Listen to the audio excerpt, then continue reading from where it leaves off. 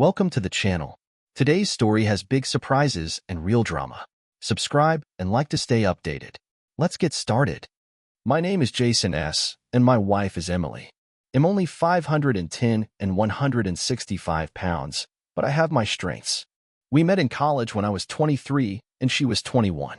I served in the Army while taking classes to earn a double degree in economics and accounting. She majored in biology. My Army service did not require constant presence in hotspots, but it was dangerous. Our unit was assigned to carry out individual missions, often involving the punishment of someone who wanted to appear as a friend. In short, we were killers. My specialty was planning in close combat. I graduated at age 25, and 2 years later, I left the Army and married Emily. In 5 years, we had 2 girls. I worked from home handling the accounting for some local businesses and also did some sales from home. Emily was busy with the children, but when our marriage hit the 11-year mark, she took a job in a local laboratory associated with the college. Both girls were in school, and I was working from home, so she could return to a job she enjoyed. We lived in the house where I grew up. I'd owned it since my parents moved to Florida. I bought it from them when I was in college. Some of our Army missions gave us a chance to get a good reward, which we divided into 10 parts, so I had the money to buy what was needed. One day, at the early April, we decided to go out with our neighbor friends for dinner and dance at a club afterward. There were 8 of us, and we all had babysitters for the kids overnight. Emily and I booked a room at a hotel associated with a dance club. She looked striking at 56, a slender brunette wearing a blue silk dress. We had a great dinner, and we were having a lot of fun dancing in the club when a group of 6 people showed up. One of them was a large, fair-haired guy, Brent Taylor, a professional midfielder for the local team. All the women at our table immediately noticed him. Wells was with a charming blonde who had what looked like a large wedding ring on her finger. They danced together. Our friend Jenna said she was a cheerleader for the team and engaged to Wells after they had been there for a while. I noticed Wells looking at our table. He stood up and walked toward us. He immediately turned to Emily and simply asked her to dance without even looking at me. I put my hand on her shoulder to stop her, but she got up from the table and went with him. She didn't even look back at me. I was more than a little annoyed. I was even more annoyed when, after 2 fast dances, it was time for a slow one, and Emily melted into Brent's arms. I stood up and walked to the bar right past them. The women at our table didn't like this, and they made that clear, but I went anyway, not that it mattered much to Emily, who didn't notice me passing by at all. I had coffee. When the slow number ended, they parted, and Emily returned to our table. I stayed at the bar and drank my coffee. I saw her look around for me and saw me there. She looked a little worried. She sat down next to Jenna. I walked over, and as I got closer, they both stood up. I asked, "Did you have fun?" "Sorry, maybe I got a little carried away." "Maybe so," Jenna chimed in. "Jason, it was just a little dance, nothing special." I thought it was insulting to me. I said. I sat down. "Jenna and I are going to the ladies' room." "We'll be right back." Emily said they left, and Brent left through the front door without the blonde. Jenna returned, but Emily was not with her. I asked, "Where is she?" "Jason, Emily's not here now. She left with Brent." "Are you kidding?" I ran outside and saw Emily getting into the red Range Rover. The car started moving. I returned to the table. Jenna was talking to the others at the table. "Did you all know what she was doing?" Jenna said, "Jason, you have to let her spend the night. She'll return to you tomorrow." "No, I don't need her to come back. Let her know this when you talk to her. We're finished." When I said this, there was a general uproar at the table. They all thought I was too harsh, so I barked at them. "I don't want anything to do with any of you anymore. You all knew, and no one warned me, so maybe I could have stopped her. Now she will lose everything for a night." I went to the front desk, but saw a blonde woman at a table with the other 4 who had come with Wells. She cried. I went, "Are you his girlfriend?" "Yes, I was his girlfriend, but not now." "Where did they go?" I asked. "To our house on Cedar Avenue. He said he would never do it once we were engaged." "Excuse me, was that your wife?" I asked. "Is the key word here?" I said. "He'll finish with her in the morning and take her home. He likes to gloat over his husband." What an idiot. At this, 2 other guys, both big, one black, the other white, were offended. I ignored them. I gave my business card to May and asked her to call me. She smiled but cried. I walked away. I took my coat but left Emily's coat. I went to the hotel room and took my suitcase but left Emily's suitcase. I checked out. As I drove home, A plan was fully formed in my head. This had happened to me before when I was in the military. That's why I'm still alive. I wish I had come up with a plan before Emily left. I drove my car into the garage, went inside, and turned on the security system. I went down to the basement and took out the rope that I had kept for many years. Then I went upstairs, took off my clothes, and jogged to the second floor. I took black underwear, a black hoodie, dark gray sweatpants, old sneakers, and 2 pairs of gloves. I also took a balaclava. I put it all on and went up to the attic with the rope. I secured it to the beam securely, just as I did as a child. I climbed out of the narrow window and jumped down the wall of the house on the other side. There was nothing but forest. I ran and jumped over the side fence down the path to the workshop located there. I went inside and grabbed a backpack, a few extra wool socks, a pocket knife, and an old hand axe that I had deep in my toolbox. I put it all in my backpack.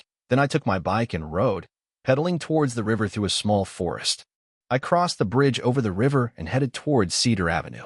I saw a house with a statue of a football player and a red Range Rover parked in front of it. I took an axe and a knife, jumped over the fence, and ran past the SUV. I used the axe to break the passenger side window. The alarm sounded. Then I jumped out onto the porch and hid behind a column near the door. I didn't have to wait long. The light came on, and the door opened. The idiot stuck his head out and used the key fob to disable the alarm. He went outside. He had a semi-automatic pistol. I hit him on the head with an axe as he passed me. He fell and crawled. I delivered one powerful strike with the axe with both hands. I returned, closed the front door, and ran away. I jumped over the stone wall and returned to my bike. I put on wool socks, put the axe, knife, gloves, and shoes in the backpack, and zipped it up. I jumped into the saddle and flew to the river. When I arrived at the bridge, I stopped and threw the entire backpack as far as possible into the river, which was quite far away. It had rained the day before, and the current was fast. I rode my bike back in the direction of the house through the nearby forest to the workshop. I went inside, took off my socks, and put on another pair of sneakers. I sprayed the bike's handles and pedals with an ammonia solution and wiped them off. Then I ran back, jumped over the side fence, and climbed up the side of the house again. It was not as easy as I thought, but I managed and climbed through the small window. I pulled the rope and rolled it. I wiped the windowsill with a rag and ran with the rope to the basement. I took off all my clothes, including my mask and gloves, and put them in the washing machine. I then showered in the basement bathroom for a while, washing everything twice. Once that was done, I put on my gym shorts and headed upstairs. I left the basement door open so I could hear when the washing machine stopped. I thought and put on the clothes I wore to the club the night before. I went down to the basement and put the wet clothes in the dryer. I went upstairs, prepared snacks, and drank a glass of whiskey. Then I sat for a while thinking things through again. When the dryer stopped, I took the clothes upstairs and put everything back in its place. The balaclava went to the back of the closet where I always kept it. I looked at my watch. It was 3:42 a.m. All this, starting from the moment I entered the house after returning from the club, began at midnight. I went downstairs, sat on the sofa, and drank more whiskey. I fell asleep. I was woken up by the doorbell at 6:45 a.m. I looked at the door camera display and saw 2 people, an African-American woman and a white guy with short hair, detectives. The doorbell rang again, and I opened it. "Who are you?" "You look like a policeman," I said. "I'm Detective Morgan, and this is Detective Harris," said the black woman, flashing their badges. I made an uncertain face. "Is this about Emily? He didn't hurt her, did he?" "No, she was not physically harmed, but Mr. Wells was attacked," said Detective Morgan. "Can we come inside?" "Certainly. Where's Emily? Did you bring her with you?" The white detective, Lucas, said, "No, sir. She is in the hospital being treated for shock." I paused for a second, just looked at them, and they looked at me. "Have a seat," I said, pointing to the sofa, but they were sitting separately on 2 chairs with straight backs, so I used the sofa. "I think you should explain what happened," I said. "What have you been doing since your wife left the club with Wells?" It was Lucas again. "Just tell me what happened." "Okay," Reed replied. "No, you just have to answer the question." I went to our hotel room, picked up my things, checked out, and came here. I drank myself to sleep on the sofa. You woke me up. Is there anyone else here? No, the children are staying with the nanny for the night. Did you make any calls? Write to someone you know to prove that you were here? Reed asked. No, but I never left, I replied. Reed looked around. I see you have a security system. What does it include? It covers all the doors. I think I can prove to you that I was here. Let me go upstairs, I suggested. They followed me into the upstairs office, and I sat down at the computer desk. I showed them the system, and they watched me upload data from 6 p.m. until they arrived. I gave them a quick look. The system was targeted to all 3 doors, the front, side, and sliding patio door leading to the pool. The side I went down had no door, looked out onto the woods, and had 2 large windows, neither of which opened, so there was no surveillance there. We'll have to take this computer, Lucas said. Why? You saw how I downloaded security data, I replied. Because you could have ruined it before we got here, he explained. Okay, but I can't give it away for more than 1 day. This is a work computer, and I need it. I have a replacement, but it won't last long. Look at me. I'm going to download some stuff onto this external drive, including what I just gave you, I said as I did it. They wanted to look around, and I let them, but insisted that they stick together and be with me. They took a few pictures and then left. It was 7:21 a.m. I called Emily's parents, Gregory and Denise. They lived next door, but were at their house by the lake at that moment. I told them what happened and that the police said Emily was in shock at the hospital.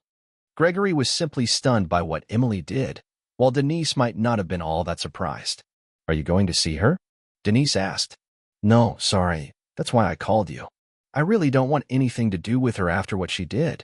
It's bad that the guy was attacked, but it's not my fault. Apparently, he's done this kind of thing many times. When she gets out of the hospital, she needs to stay away from me in the house. We can arrange to have her things moved, I explained. Why don't you move? And she can't stay. The children live there all their lives, Gregory suggested. This is my home. This is not community property acquired during marriage, I asserted. Gregory was a lawyer, and I assumed he would try to work something out. You just had to wait, he said. That's pretty cruel, Jason, Denise added. Not as cruel as what she did to me, I replied. The conversation ended there. Then I called my parents in Florida. I told them as best as I could what happened. They were also shocked by Emily's behavior. My dad turned on the TV and told me there was news about Wells. They said that he was attacked and killed in his home. This is not news to me, I thought. The phone rang. It was a landline. Jason, where is Emily? We heard that Brent was killed, Angela asked. She's in shock in the hospital, as the police told me. Which hospital? She inquired. I don't know, and I don't plan to find out, I replied. Don't be like that. She needs your support, Angela said. She will never get any support from me. I don't care if her big night was ruined. If it was ruined, I retorted. Angela hung up. I showered again and got dressed to go pick up the kids from the babysitter. It was around 8:30 when I got there. I discovered that they had not heard anything about the evening's events. We went home, and they wanted to know where Emily was. I don't think she'll be here today. She has something she must do. We'll just spend the day without her, dress for soccer, I said. I took them to the soccer complex where they had games at noon and 1:30. I was pretty relaxed watching them play. Ella, the youngest, was quite good. Clara, not so much, but she tried really hard, and it was good exercise for them. After the games were over, we bought ice cream and went home. There were several messages on my mobile phone. I had the sound on mute while I was hanging out with the girls. One was from Emily's parents telling me that she was at Mercy General and was unresponsive. One was from a doctor at the hospital asking me to call. One was from Angela, telling me that Emily was at the police station and wasn't talking to anyone. She said I should probably cool off and bring the girls to her. I told the girls that their mom was in the hospital and that she was unharmed but emotionally traumatized by something that happened the night before. They wanted to know what happened. I told them, your mom went with a famous football player to his house last night to have. Well, there's no other way to say it. I thought about hiding it from you, but I decided you would find out while she was there. Someone attacked the football player, but apparently not her. But she must have found him or something because she's in the hospital. They weren't sure if they wanted to go to her, but I told them to get dressed, and we went. I called the doctor back. Dr. Karen Mitchell, she said. Emily is traumatized and is currently in a catatonic state. I asked her about bringing the kids. She hesitated. The doctor asked, are you going to visit her? I really don't want to see her at all. I assume you know why, but I can bring the girls if you think it might help. Do they know what happened? I mean, about the surrounding circumstances? You mean intimacy between Emily and the football player? Yes, I said. They're dressed and ready to go if you think it might help Emily, I explained. Okay, meet me in room 31 in 45 minutes, she said. We went there. Dr. Thompson was in her mid-40s and a psychiatrist. We talked for a while, and then she turned to the girls. She said their mother was in complete shock and seemed unaware of her surroundings. She said meeting the girls might help. Did they want to see her? They did just that. I walked into the room and looked inside. Emily sat on the bed, staring at the TV with cartoons. The girls hesitantly approached her. Clara, the eldest, touched her hand and called her mom. Ella followed her, but there was no reaction. Ella began to cry. I walked up to her, took her in my arms, and looked at Emily. Nothing. I took Clara's hand and led them to the exit. Well, we tried, I said. Will she wake up? Clara asked. Of course, someday, I said. Maybe you can visit her again soon. Maybe when she comes to her senses, you'll be able to see her. What if she doesn't wake up? Ella whispered. I reassure her. She will wake up. I know it. Maybe not soon, the doctor said. Girls, I'll definitely let you know when she comes to her senses. After this, we left the hospital. Both girls were crying in the car. Maybe I shouldn't have taken them, but I just wanted to see Emily and see if their presence would help. Despite my rude reaction to her cheating, I didn't wish this on her. I felt bad about it, even though she deserved to suffer, but not like this. I felt tears running down my cheeks. When we got home, I made them scrambled eggs and toast. I deliberately involved them in cooking, pretending that I needed help. It seemed like the opportunity to command me encouraged them. Then I turned on the movie for them. I went into my office and called my friend to see if I could get any information about what happened at the Wells house after I left. He was a public defender and good at his job. He said I wouldn't be able to get police reports, but he had an idea. Ambulance mileage reports were publicly available. I asked him to answer if he could, and we hung up. An hour later, my lawyer friend called back. He said he emailed me information about calling an ambulance. I told him about the police visit.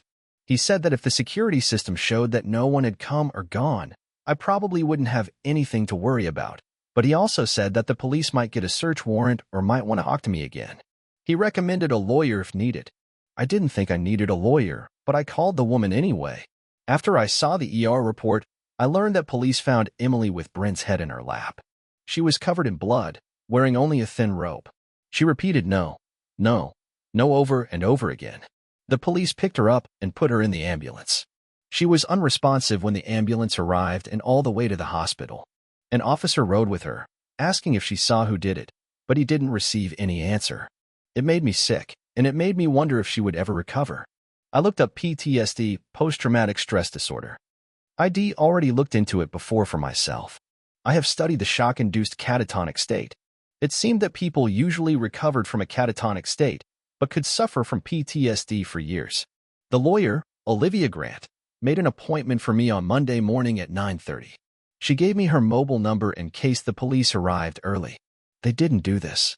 The girls and I spent Monday goofing around as I tried to convince them that Emily would return eventually, but would still need our help. For me, I wondered what her reaction to me might be when she had it. I was pretty sure she didn't see anything, and if she really saw something, it would only be a man in all black with a mask. But maybe she would assume that I did it. I didn't know. I didn't think she had any experience with me that would have led her to seriously think that I was capable of doing what I actually did. On Monday, I took the girls to school. I followed local news coverage of Brent Taylor murder. Emily's name was not mentioned, but it was said that Wells was entertaining a married woman when he was attacked outside his home. A neighbor called the police in response to Emily's screams. Until now, no one other than the authorities had linked Emily or me to the murder, but I assumed that this would change over time. Olivia Grant was a graceful blonde of about 42. She was also quite edgy, just like my friend had said. I told her the story from the beginning and gave her a copy of the ambulance report. She was shocked. She stared at me. I looked back at her and simply said that the police had a copy of the CCTV footage and that it had not been tampered with. It showed absolutely no one coming in or out between the time I got home and the time the police came. I asked her to return my computer because I needed it for work. I gave her the advance and listened as she called the police station and asked for Detective Morgan. "Hello, Detective," she said. "This is Olivia Grant. I'm calling about Jason S. I want to know if I can return his work computer." "No, I think you've had enough time to see if there were any changes," the detective said. "You know there weren't any." "Okay, I'll send someone tomorrow morning to pick it up from you." "No, I'll send someone from the office." "He won't come." I raised my hand. I'll come, she nodded. Okay, he'll be there at 9. When she hung up, I told her that I would not talk to the cops and that I would have my phone with me to record conversations if there were any. I left that afternoon. The girls returned home from school and immediately asked about Emily. I already called the doctor, and no significant changes have occurred, I told them. They went about their homework. Later, we got pizza delivered. I told them that if their mother didn't come home soon, I would have to learn to cook. This caused laughter. I'm actually a good cook. Just never made it at home, I said. When their sister came upstairs, Clara asked me if I could forgive Emily for having intimacy with another guy. Maybe, I said. I really don't know right now. I just want her to feel better. Then the landline phone rang. It was Tom Richards from the newspaper. Mr. S., this is Tom Richards from the Sentinel. Hello, I said. We have information that it was your wife, Emily, who was with Brent Taylor when he was killed. Can you confirm this? I wouldn't want this to become public knowledge. My 2 kids are in school, and they might get in trouble if this comes up. So, can you confirm it? How do you feel about the death of your wife's lover? I understand what you're getting at. If anything you publish causes any harm to my family, I will act against you and your newspaper. It will come out, Mr. S. There's nothing I can do about it, he said. I looked out the window and saw a news van parked in front of the house. Channel 9, I said. I see a news van. I think you're right. Crap. I'm sorry. I have to go, I said. There was a knock on the door. I looked into the camera and saw a young woman with a microphone. I spoke over the intercom. Get out. You're trespassing on private property, and I'll call the police. Is your wife there, Mr. S? I called the local department and told them I needed help removing the press from my porch. They did respond and removed what was already a group of 6 people from the porch, but they didn't go far. There were now 4 trucks there. I called the doctor and told her to make sure Emily was safe before the press came. I talked to the girls and told them that I thought they could stay somewhere else with me in homeschool, but they said they wanted to continue going to school even if they had to live elsewhere. I said I'd think about it. I called my lawyer, Emma, and asked her for advice. She said she would make a statement to the press if I wanted to see if that would calm the tension. We arranged it. The statement was made through her office and stated that my family would like for her to be allowed to continue her normal daily life. It said that I do not comment on rumors about my wife and will not comment on them in the future. It stated that continued media presence outside the home would result in legal action if it harmed the family, and that we would appreciate it if the trucks left. Meanwhile, Detective Morgan and her boss announced a press conference at 7 p.m. I was watching. Police said Brent Taylor was attacked outside his home and killed with a sharp object. It said that although a woman was in the house at the time, there was no indication she witnessed the attack. It said the investigation was ongoing. The first question was whether the woman was married and whether her husband was a suspect. Detective Morgan said, "Since you all know her name, I assume you know that she is married. But we have carried out a thorough investigation into him, and there is no indication that he was involved in the attack. In fact, he appears to have spent the entire night at his home, some distance from the scene of the incident." A reporter spoke. What about other women? Married women, their husbands? We thoroughly investigated allegations that Mr. Wells regularly seduced married women and found that there was some truth to this. In fact, he appears to have seduced several married women in the presence of their husbands, so we explored this aspect. Chief Wallace interrupted the meeting. That's all for now. If we have anything more before a briefing on Monday, we will let you know. The police left amidst screams. I made arrangements with the girls' school to have their assignments delivered here or sent by computer over the next several days. I called Emily's parents, Gregory and Denise, and told them to beware of the press, but no one had shown up yet. They also disappeared from our street. On Monday, the doctor called and said Emily was starting to respond and that the police were with her. I told her parents, and then I gathered the girls to take them to the hospital. By the time we got there, the police were already leaving. Detective Morgan said she would like to speak with me after my meeting with Emily. I agreed. Emily still seemed stunned. She greeted the girls with a smile and hugged them, but she didn't look at me. The girls told her about the news vans at school, but then Emily seemed to doze off, and the doctor said we should let her sleep. Her parents were outside talking to the girls when I went to see Detective Morgan. She looks like she's getting better, Reed said. Maybe. I don't know, really. Are you going to take her home until she gets better? I asked. I'm sure we'll separate, Reed said. I think you should give her a break. What other punishment could she receive besides what happened? It's not about punishment. It's a matter of respect and trust. I will never trust her, and I will never respect her, and maybe she will never respect me either. Reed smiled. She may be afraid of you. She may not trust you either. You're just trying to lure me into a trap. You know full well that I had nothing to do with the attack on Wells. I know that. You have an army background, and you have an impressive reputation in the service. So maybe some average guy couldn't do it, but maybe you could. I didn't do it. You know we have home security video from Wells's house. It's not my problem. I was not there. See you later. It sounded like a threat. Over the next several days, Emily gradually regained some semblance of normal behavior.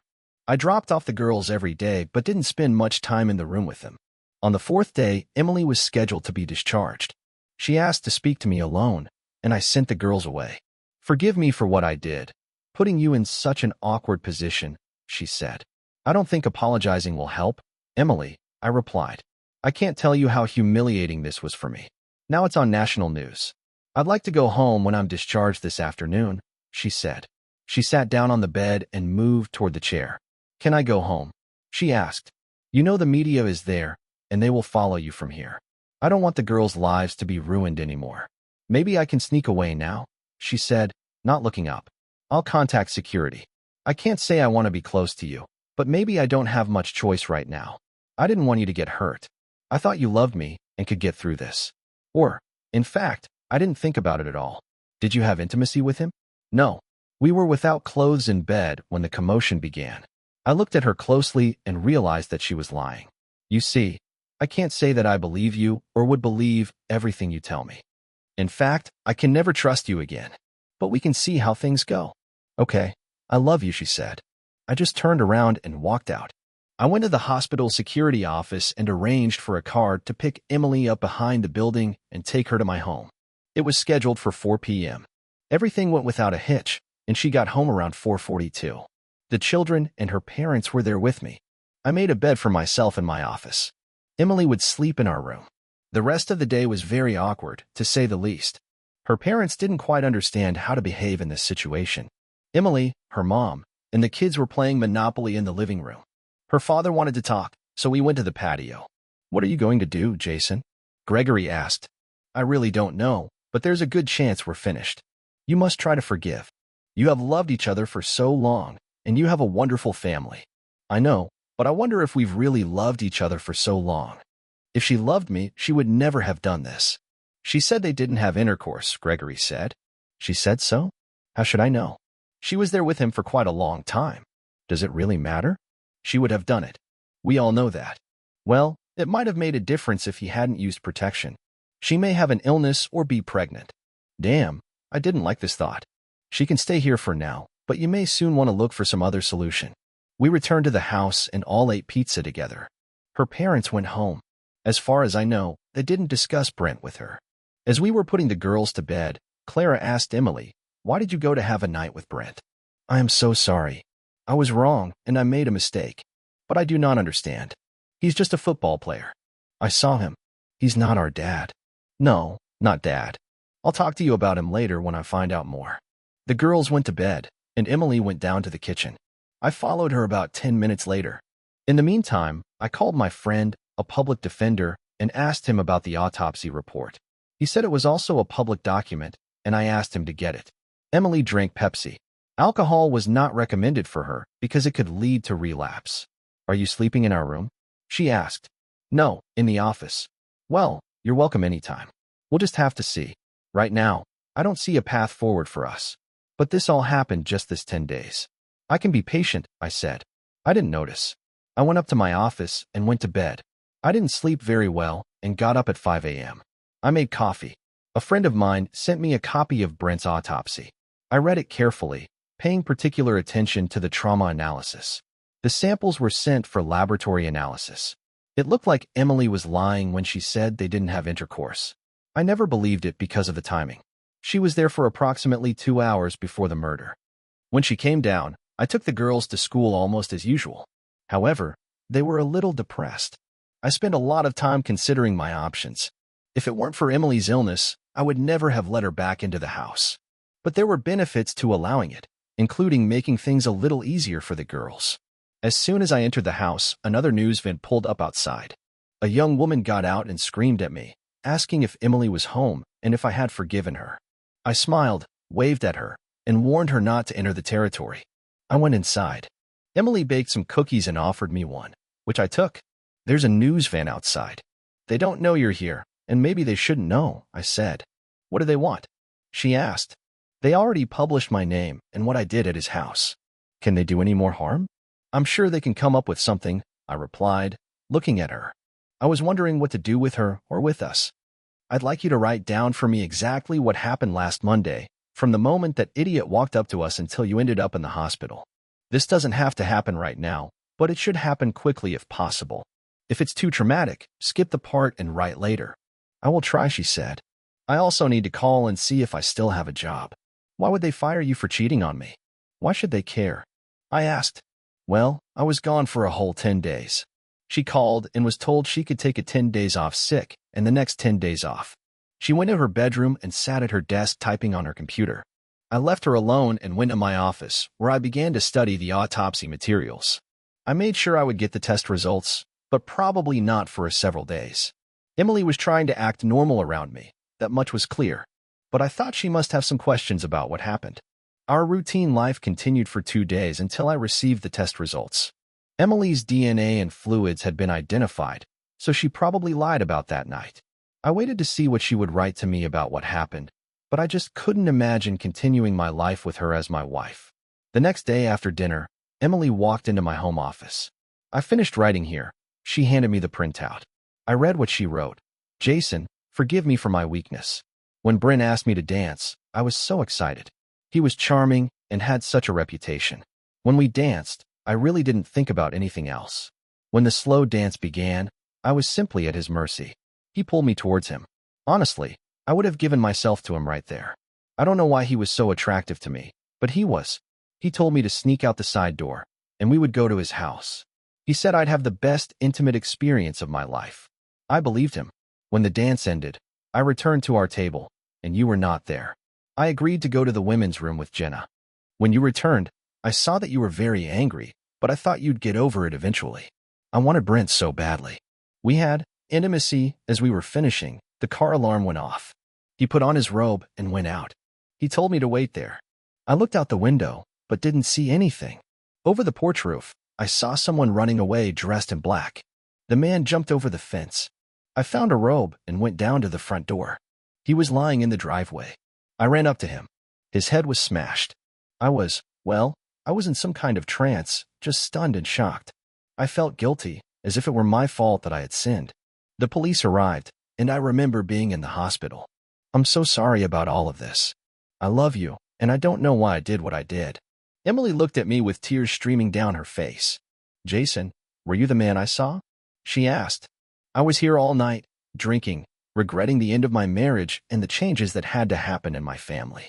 There was hatred in me, but of course, the police told you I was here. They have surveillance footage. That's what they said when I asked. But no buts. I can tell you that I think Wells got what he deserved. No, Jason, he didn't deserve this. He was nice, and he turned your world upside down, right? Jason, don't. Why not? I want you to know that I will never be able to love you the same way again. Maybe I won't be able to love you at all.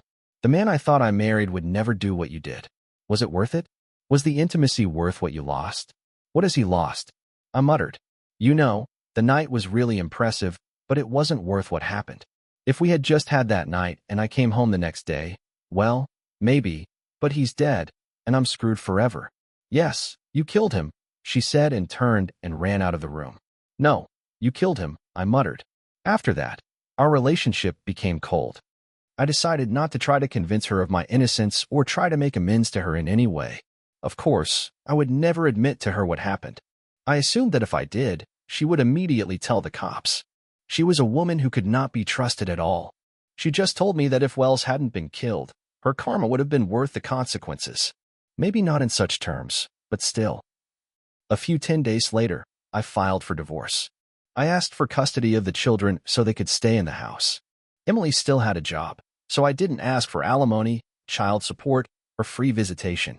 Emily recovered enough that I insisted she move out. She went to visit her parents. I served her there. Soon after, her father called. He wanted me to take the papers, and Emily was desperate. I told him she deserved to be desperate and should get a lawyer. He was very angry, but I didn't know if he was angry with me or her. He asked about visits, and I told him she could come any night and stay until the kids went to bed. Emily showed up the next day at 5.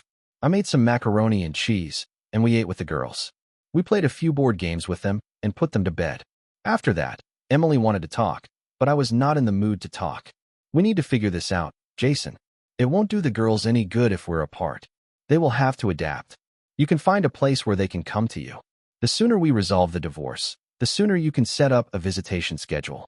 Please, I don't want a divorce. I made a mistake. Okay, it's a big mistake, but I love you. There's no way we're going to stay married after you openly had intimacy behind my back. Forget about it and move on, I said. Linda began to cry. Don't stop, just cry quietly. I really felt sorry for her, but not enough to change my mind. We're finished. The divorce took place. We worked out a joint custody agreement, and Emily had an apartment with a large second bedroom for the girls. The two of us established a distantly friendly relationship, focusing on the girls. About 4 months later, I started dating women from our circle and from work. They knew that I was single, and I seemed to attract their attention. When Emily had the girls, I brought several women home for the night. However, none of them lasted too long, but the intimacy was usually good and sometimes great. I stayed away from married women, although some of them seemed eager to sleep with me. But after my experience, I decided that it was a moral boundary I wasn't willing to cross. Emily was good with the girls, but not so good on her own. She took antidepressants and slept a lot, but she managed to go to work and complete her assignments. Her parents and the girls told me she wasn't dating. After 11 years, Ella left for college, and Clara was about to start her freshman year. The two of them had gotten used to the joint custody arrangement and seemed to be doing well. They both dated in high school, and Clara, I believe, in college. I was in a long-term relationship with a young woman, Haley, whom I met one night at a bar. Like me, she was divorced. She had 2 children at home, and her husband had moved to the West Coast. She was 32 when we met, and her children were in school, twins in their second year. When they left for college, she moved into my home. I used to love her. She was funny and smart, and the intimacy was great. She may not have been as beautiful as Emily, but she was pretty, and guys really took notice of her. When we were dating, shortly after we met, I told her about all the fuss surrounding Brent Taylor's death. Of course, I never told her how he died. The uproar eventually died down, and no one was ever arrested or charged. One Monday, Detective Harris showed up at my house, and I invited him in. I was home alone. I retired last 10 days with a good pension, he said. I'm happy for you, but why are you here? I asked. I just want you to know that I was convinced that you killed that idiot. And, well, he deserved it. Although maybe not your wife, he said. I didn't do it, but he certainly deserved it. I congratulate whoever did it, I replied. Why do you say Emily didn't deserve it? Lucas asked. Well, it was just one night, and she only did what many other married women did when that idiot hit on them. You know, if they met somewhere and went to commit adultery in private, maybe we could get over it. But it was too brazen, too ostentatious, I said. I understand how you feel, Lucas said. How's your partner doing? She's a captain now. Really punchy girl, I said. He was insightful. We shook hands, and he left. As for Emily, she eventually made a partial recovery. We rode together when I drove Ella to school. On the way back, I asked her one day how she was doing. Emily, how are you doing? I asked. I'm fine. I have a boyfriend, sort of like a friend with benefits, she said. I know you and Haley are together, I replied. Well, in general, yes, she said. And when her children leave, we may move in together. Emily whispered, I wish all this didn't happen. We'd be empty nesters now, and we could have some real fun. I'm still very sorry. Me too, I said. We both cried. She later moved into her friend's apartment, but I don't think she ever fully recovered from that night. Like me, probably. I've never regretted doing it. It probably saved many marriages. One of my most effective altruistic acts. If yours did what today's heroine did, your actions would write in the comments. See you in the next video. Thanks for watching. What do you think? Was the revenge justified? Let us know in the comments, and don't forget to like and subscribe. See you next time.